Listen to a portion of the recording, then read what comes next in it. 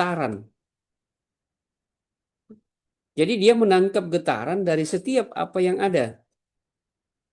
Jadi Bapak Ibu sekalian, boleh jadi kan kita cerita gini, eh, kita sementara mungkin santai duduk-duduk, mungkin sambil minum-minum kopi, tiba-tiba dada kita bergetar. Lalu kita mengatakan ada apa sebenarnya, ya kan? Ada apa? Nah, pertanyaan ada apa itu adalah getaran yang sampai kepada diri kita, yang ditangkap oleh as-sudur, dada kita, sebagai bagian dari hati paling luar. Atau mungkin kita mengatakan bagian hati terdepan yang kemudian menangkap informasi, menangkap getaran, menangkap signal terhadap sebuah kejadian yang terjadi, boleh jadi entah di mana. Tapi kita sudah bisa menangkap. Jadi ini epistemologi, aktualisasi dari pemikiran Islam itu tadi. Lalu yang kedua, Bapak Ibu sekalian, eh, kita kemudian mengenal istilah yang kedua yang umum kita dengar itu adalah al-fuad, al-fuadi. Seperti kata Allah kan inna sam'a wal absara wal af'idah. Sesungguhnya pendengaran, penglihatan itu dan hati kan itu. Berbicara tentang konteks al-af'idah ini, kita berbicara tentang hati bagian dalam, bagian tengah.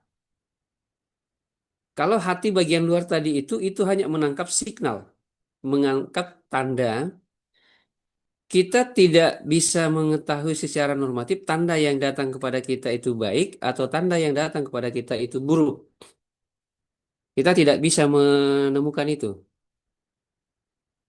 Dia sekedar hanya tanda. Tetapi ketika dia masuk eh, di dalam konteks hati kita yang ke dalam artian afida, al-fuadi, maka pada waktu itu sudah jelas. Setiap informasi yang negatif, yang positif, yang baik, yang buruk, itu akan terlihat di sana dan akan tersaring di sana.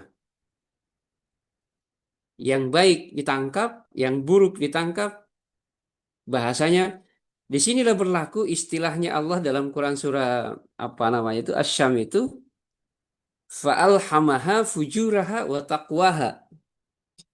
Jadi Allah mengilhamkan, memasukkan ke dalam manusia, dalam dada manusia itu sifat fujur dan sifat takwa. Maka tempat menyaringnya kemudian itu adalah di Al-Fuadi. Nah, itu titik. Jadi aktualisasi dari situ, di situ kita bisa merasakan.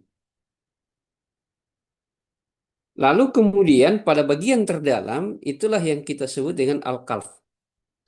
Yang disinggung oleh Nabi itu kan apa itu? Ada segumpal daging, kalau daging itu bagus, maka bagus manusia. Kalau daging itu jelek, maka jelek manusia. Di situ posisinya di dalam. Hati yang paling dalam yang akan kemudian dari hasil saringan tadi yang dilakukan oleh Al-Fuadi masuk ke dalam al-qalb kita, itulah yang akan mencerminkan karakter manusia. Apa manusianya manusia fujur atau manusianya manusia takwa. Aktualisasi dari situ. Nah,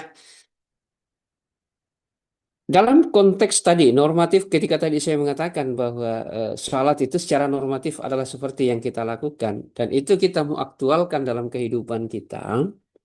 Maka ada beberapa poin yang menjadi catatan. Satu, bahwa sholat itu merupakan, ya kan, sholat itu merupakan miniatur kehidupan dan dia miniatur alam semesta. Dia miniatur kehidupan, sholat berjamaah misalnya melahirkan satu sistem kepemimpinan yang bergerak secara sistematis yang dilakoni umat manusia sebagaimana manusia itu melakoni posisi sholat berjamaah. Di mana imam memimpin makmum, makmum taat kepada imam. Nah, sebagai bayangan dalam konteks aktualisasi dari nilai sholat berjamaah, saya kasih contoh gini. mumpung kita juga lagi menghadapi bencana yang terjadi di Sumatera sana tentang pembalakan liar.